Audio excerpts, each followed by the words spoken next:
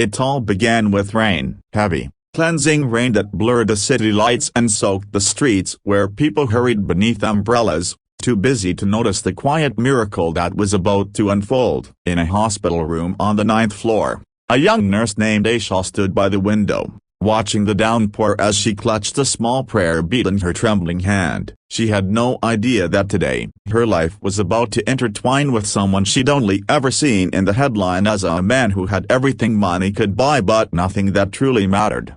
Mr. Adrian Khan needs a kidney transplant, the head doctor had said earlier that morning. We've searched the registry, but no match yet. He's losing time. Aisha knew the name Adrian Khan, the cold and distant CEO of Khan Industries, a company that ruled the skyline. Rumors painted him as heartless, a man made of marble and steel, whose billions couldn't buy him the warmth of a family. But none of that mattered to Aisha. She wasn't a woman who measured people by their wealth or reputation. She saw only one truth: someone needed help, and if she could be that help, even at a cost, she would. When she discovered she was a perfect match, everyone around her tried to stop her. Aisha, he's a stranger, her best friend cried. You could risk your life for someone who won't even say thank you. But Aisha just smiled softly. Maybe he won't. But what if this is Allah's way of testing how much we can give without expecting anything in return? The surgery went ahead 2 weeks later. She signed the papers quietly,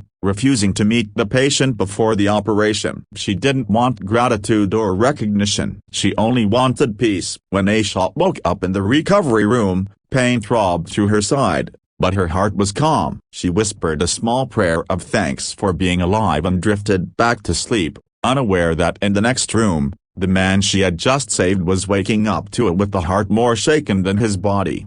For Adrian Khan, the world had always been about control, numbers, profits, contracts. He could predict everything except this moment. When he found out that his donor was a nurse, an ordinary woman who asked for nothing in return, something inside him broke. All his life, he'd been surrounded by people who wanted something from him: his signature, his money, his influence. But this woman had given him a second chance without even knowing who he was. Weeks passed before they met. Aisha was back at work, helping patients, her face pale but her spirit bright. When Adrian entered the hospital lobby, no one recognized him. He had come without security, without fanfare. He found her at the children's ward, tying a little boy's bandage with her usual gentle care. She looked up when she felt someone watching. Can I help you, sir? Adrian hesitated. Words never failed him in boardrooms, but now they felt small. You already have, he said softly. Confusion flickered in her eyes before realization dawned. You're broken bar. Yes,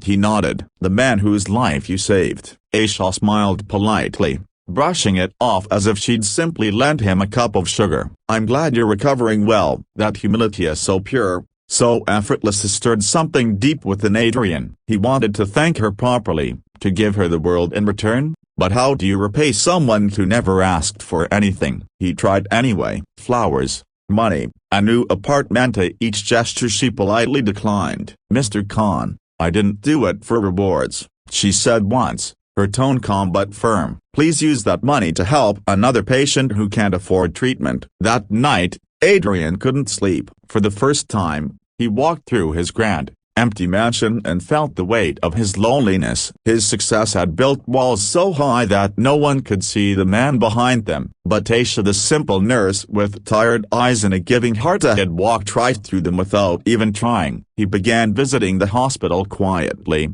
volunteering funds for medical supplies under her department's name. He watched her from afar, helping people with warmth that money could never replicate. Slowly, their conversations grew longer about life, faith, loss, and purpose. Aisha told him how she'd lost her parents young, how nursing was her way of keeping their kindness alive. One evening, after months of friendship, Adrian asked, why do you give so much when you've already lost so much? She smiled faintly. Because giving makes loss easier to bear. It reminds me that love doesn't end up, it just changes form. Those words changed him. Adrian began to live differently. He restructured his company to fund medical programs, set up free healthcare centers, and named the first one after Aisha's parents. He didn't tell her at first. He wanted it to be a surprise. When she found out, Tears filled her eyes. "Why are you doing all this?" He looked at her for a long moment. "Because you gave me life, Aisha. I just want to make mine worth the gift you gave." Their bond deepened, not through wealth or promises,